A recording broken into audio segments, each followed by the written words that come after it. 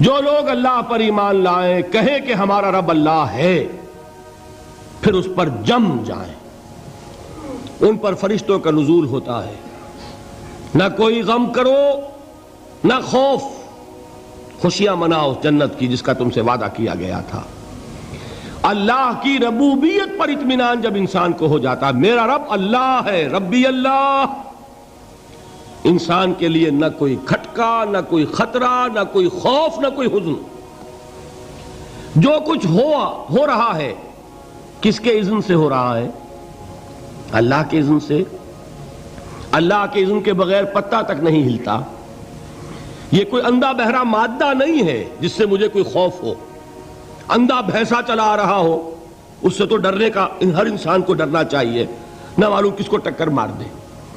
لیکن نہیں، اس کائنات کو چلانے والا ایک سمیع و بصیر خدا ہے، وہ جو میرا دوست ہے، میرا ولی ہے۔ اللہ ولی الذین آمنوا یخرجہم من الظلمات الی النور۔ اللہ اہل ایمان کا ولی ہے، ساتھی ہے، پشت پناہ ہے، مددگار ہے، حمایتی ہے۔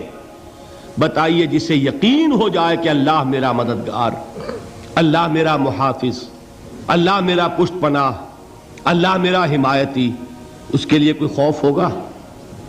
اس سے کوئی ڈر ہوگا؟ میں مثال دیا کرتا ہوں ایک بہت سادہ، پنجاب کے دیہات کی۔ تو بڑا چودھری ہے اور کوئی غریب کسان ہے۔ اس غریب کسان کے جانوروں کو ہر وقت اندیشہ ہوگا چوری کا، کوئی میری بھینس کھول کر نہ لے جائے، کوئی میرا بیل کھول کر نہ لے جائے۔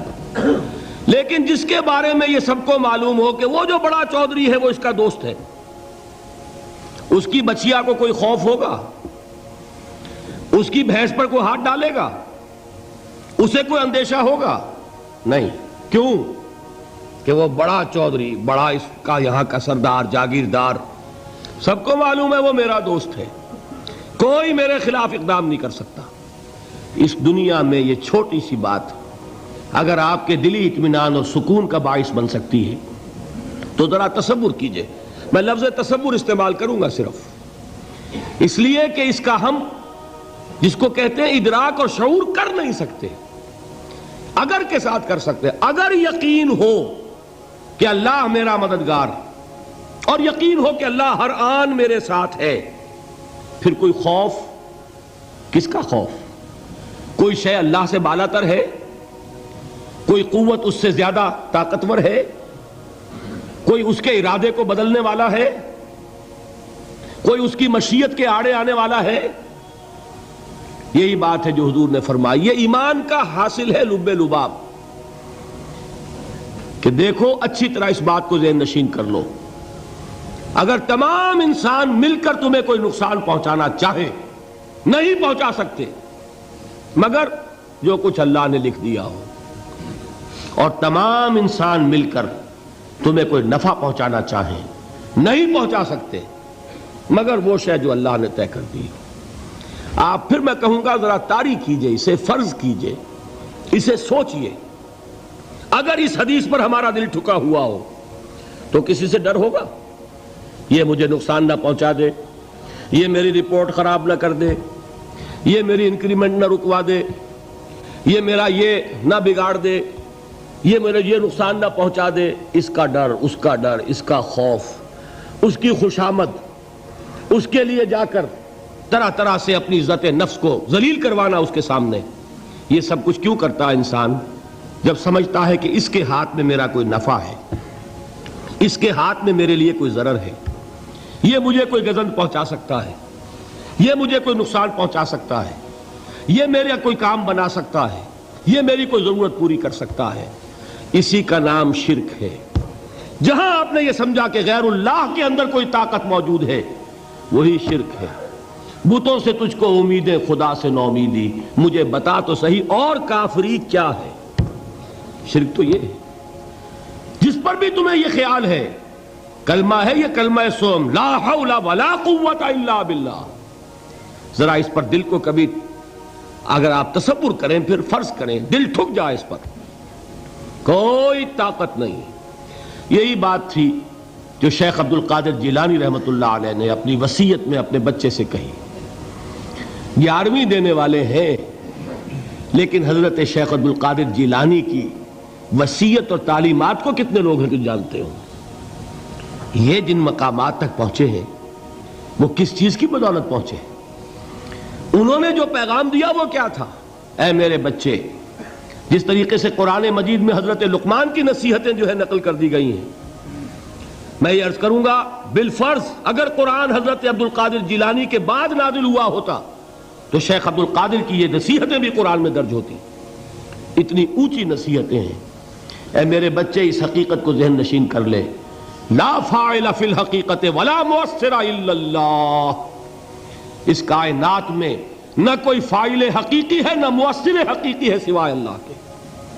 کسی شے میں کوئی تاثیر نہیں اگر اللہ نہ چاہے. آگ جلا نہیں سکتی اگر اللہ نہ چاہے. پانی ڈبو نہیں سکتا اگر اللہ نہ چاہے. زہر ہلاک نہیں کر سکتا اگر اللہ نہ چاہے. کوئی چیز فائدہ نہیں پہنچا سکتی اگر اللہ نہ چاہے. تو در در پہ کیوں سر جھکاتے ہو؟ در در پر کیوں جبیں سائی کرتے ہو؟ سب کے سامنے کیوں ہاتھ پھیلاتے ہو؟ ایک اللہ سے مانگو. ایک اللہ کے سامنے زمین پر اپنی جبین رکھو. لا فاعل فی الحقیقت ولا مؤثر الا اللہ. نظر آتا ہے ہمیں کہ پانی پیاس بجھا دیتا ہے. پیاس بجھانے کی صلاحیت پانی میں نہیں ہے، اللہ کے اذن سے. کھانا بھوک مٹا دیتا ہے. بھوک مٹانے کی صلاحیت کھانے میں نہیں ہے، اذن رب میں ہے. دیکھیے یہی یقین تھا. حضرت موسیٰ علیہ السلام کا واقعہ یاد کیجئے. سامنے سمندر آ گیا ہے. قوم دیکھتی ہے پیچھے کہ گرد و غبار کا طوفان ہے. معلوم ہوا کہ فرعون اپنے لشکر سمیت آ گیا ہے. لشکر جب چلتا تھا تیز رفتاری کے ساتھ تو گرد و غبار کا جو طوفان اٹھتا تھا اس کا تصور کیجئے. اور لمحہ بلمحہ وہ قریب آ رہا ہے. پوری قوم نے کیا کہا؟ اے موسیٰ انا لمدرکون. اے موسیٰ ہم کو پکڑے گئے. قرآن مجید نے تو یہاں وہ باتیں نہیں لکھی ہیں، لیکن تورات میں یہ درج ہے کہ بنی اسرائیل جھگڑنے لگے، دست و گریبان ہو گئے موسیٰ کے ساتھ. موسیٰ ہمیں یہاں مروایا لا کر، اس سے تو ہم ہی بہتر تھے. وہاں کھانے کو ملتا تھا، زندگی تو تھی، بیگار ہم کر رہے تھے، موت تو نہیں تھی. اب جو کچھ ہوگا اس کا تصور کرو، جس طریقے سے ہمارے ٹکڑے اڑائے جائیں گے. تو لڑ رہے ہیں حضرت موسیٰ علیہ السلام سے. یہ تورات کی تفصیل ہے. قرآن میں صرف اتنا آیا ہے، پریشان ہو کر انہوں نے کہا انا لمدرکون. موسیٰ ہم تو پکڑے گئے. اس وقت موسیٰ کا جواب کیا ہے؟ کلا ان معی ربی سیہدین. نہیں، میرے ساتھ میرا رب ہے، وہ راستہ دے گا. بتائیے کہاں راستہ نظر آ رہا ہے؟ یہ ہے ایمان بالغیب. راستہ نظر نہ آئے تب اللہ پر یقین ایمان ہے. جیب میں پیسے ہوں اور تب دل کو اطمینان ہے تو ایمان کس پر ہوا؟ پیسے پر، اللہ پر نہیں. جب وسائل و ذرائع نہ ہوں اور پھر یقین ہو کہ اللہ مسبب الاسباب ہے، وہ اسباب کا پابند نہیں ہے، وہ اسباب کا محتاج نہیں ہے، اسباب اس کے محتاج ہیں. اگر یہ یقین ہے تو اللہ پر ایمان ہے. یہ نہیں ہے تو تمہارا ایمان اسباب پر ہے، وسائل پر ہے، ذرائع پر ہے، مادیات پر ہے، اللہ پر نہیں. اس وقت کہاں راستہ تھا؟ کوئی راستہ تھا؟ سمندر ہے اور ادھر سے لشکر آ گیا ہے. کلا ان معی ربی سیہدین. اب دیکھیے ایمان کہہ دینا آسان ہے، ہوا معکم اینما کنتم. جہاں کہیں بھی تم ہوتے ہو اللہ تمہارے ساتھ ہوتا ہے. لیکن اس کا یقین قائم ہو جائے تو زمین و آسمان کا فرق واقع ہو جائے.